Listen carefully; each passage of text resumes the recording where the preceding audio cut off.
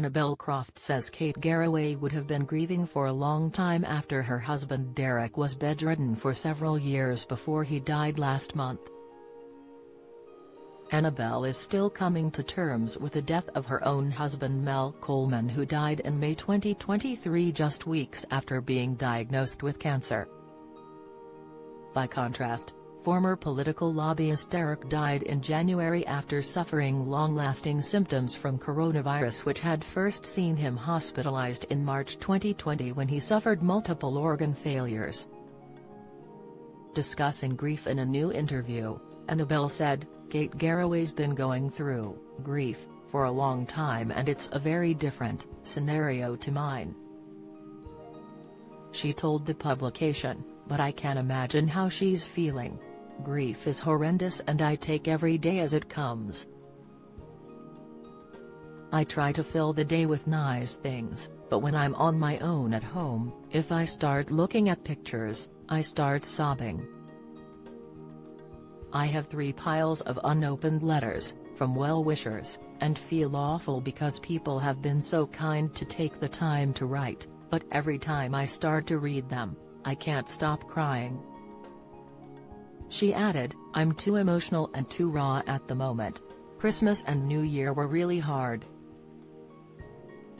There were a lot of tears because they're such big markers, and because we had such a normal Christmas and New Year the previous year." Annabel continued, "We were a tight little unit anyway, but losing Mel has brought me closer to my children. We have our set places at the dinner table. It's like the 3 bears, Mum sits there, Dad always sat there and the kids in the middle, and when we sit around that table for meals, we talk about Mel and his amazing humor, and that keeps him there." Annabel looked slim and stylish in the accompanying magazine photo shoot.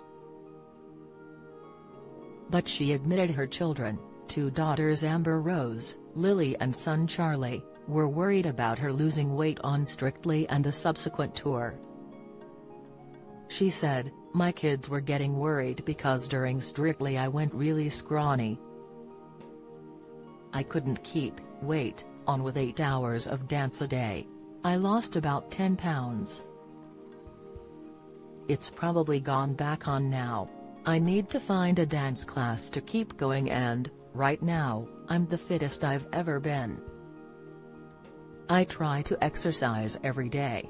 I walk, do yoga, play tennis twice a week for pure enjoyment, and run cross-country with a group on Monday, Wednesday and Saturday for about 40 minutes. I like being outside in the fresh air. I can't bear the idea of going into a sweaty gym."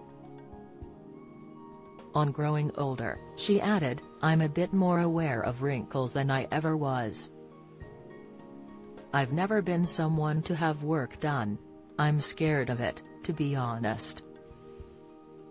I think, what's that going to do to me? Because your body will try and process it somewhere, probably in the liver. I don't care that much about aging.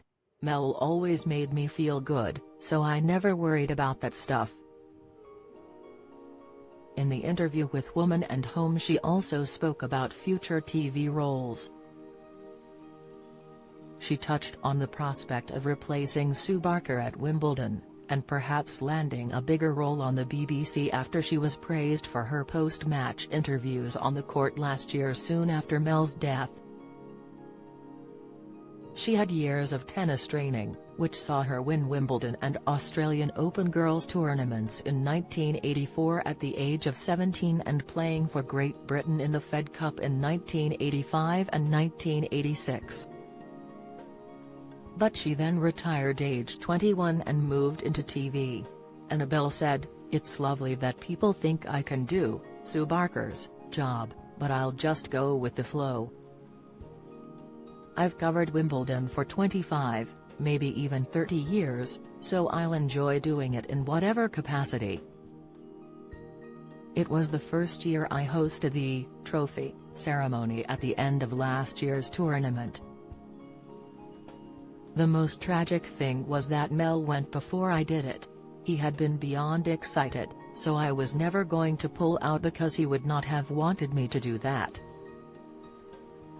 The April issue of Woman and Home is on sale Friday, March 1st. Follow Mirror Celebs on TikTok, Snapchat, Instagram, Twitter, Facebook, YouTube and Threads.